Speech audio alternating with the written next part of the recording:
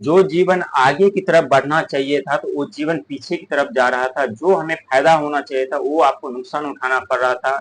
जिस कार्य में आप हाथ डालते थे वहीं आपको नुकसान उठाना पड़ता, वहीं धन की हानि हो रही थी। लेकिन दोस्तों ऐसा अब नहीं होगा, क्योंकि शनिदेव महाराज अब मार्गी होने जा रहे हैं। जब वो वक्री चाल में चल रहे थे, जब उल्टी चाल में चल रहे थे, तो वहां आपको धन की हानि हो रहा था, मान सम्मान पद प्रतिष्ठा हर एक चीज गंवाना पड़ रहा था। जो कामयाबी सफलता मिल रही थी वो उस पर प्रतिबंध लग चुका था, क्योंकि शनिदेव महाराज धीमी चाल चलते हैं लेकिन सही दिशा सही लक्ष्य पर हमें पहुंचा देते हैं। लेकिन इसके लिए हमें धीमी चाल चलने के कारण हमें भी धीमे धीमे करके धीरे धीरे करके हमें आगे बढ़ाते रहते, हमें संघर्ष मेहनत ताड़ना जरूर हमें देते हैं, लेकिन हमें सही मंजिल तक पहुंच करके शनिदेव महाराज चैन से सोते हैं और चैन से ही चैन लेते हैं। लेकिन ठीक आपके साथ ऐसा ही होने जा रहा है दोस्तों। हम बात करें कुंभ राशि के बारे में।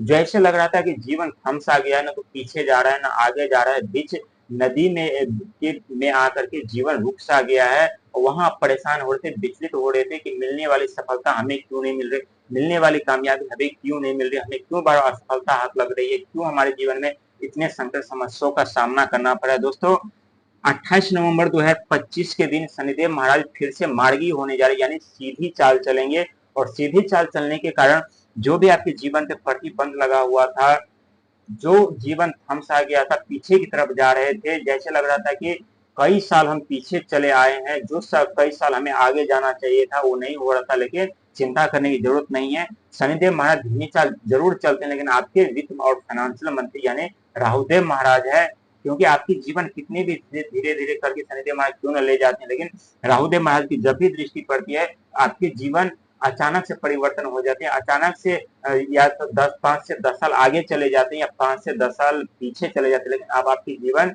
5 से 10 साल आगे जाने वाली है। और अभी आपके ऊपर शनि की साढ़े साथी का तीसरा चरण आरंभ है, और तीसरा चरण में अंक ज्योतिष के हिसाब से दोस्तों आज हम बताने वाले हैं, क्योंकि 28 नवंबर यानी नवंबर 11वां महीना होता है। 11वां घर जो होता है ये धन का घर होता है। साथ ही 2 अंक चंद्रमा का अंक माना जाता है, जो कि चंद्रमा मन भावना विचार के कारक माने जाते हैं। दोस्तों किसी भी कार्य में हमें सफलता पाने के लिए, अपने लक्ष्य तक पहुंचने के लिए, अपने सफलता कामयाबी पाने के लिए हम अपने मन को कंट्रोल करना पड़ता है, अपने बुद्धि को कंट्रोल करना पड़ता है, अपने इच्छा को अपनी भावना को कंट्रोल करना पड़ता है। जब तक हम अपनी भावना इच्छा पे कंट्रोल नहीं कर पाते तब तक हम अपने लक्ष्य तक नहीं पहुंच पाते, तब तक हमें सफलता नहीं मिलती। ठीक 8 अंक जो माना जाता है ये शनिदेव यानी आपके राशि के स्वामी का प्रिय अंक माना जाता है।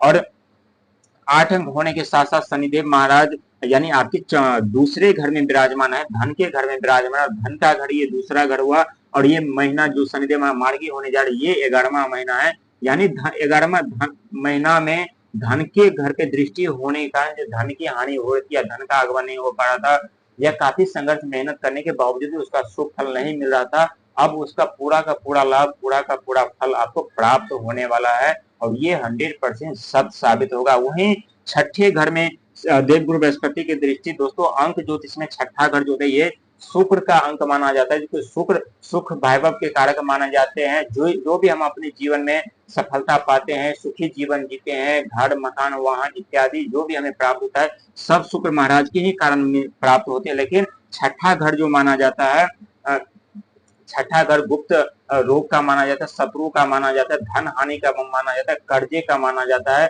तो जो आपके गुप्त शत्रु उत्पन्न होते हैं, जो आपके कर्जे पे कर्जा आपके ऊपर चल रहा था, धन हानि हो रहा था, एक समस्या समाप्त नहीं होते दूसरी समस्या आकर के खड़ी हो जा रहे थे, बीमारी कलह रोग ऋण पीड़ा के संकट में आप फंस चुके थे, उससे अब आपको राहत मिलने वाली है, क्योंकि देवगुरु बृहस्पति की दृष्टि छठे घर पे पड़ेंगे। और छठा घर के में पड़ने के साथ साथ ये अंक ज्योतिष में यानी धन का भी घर माना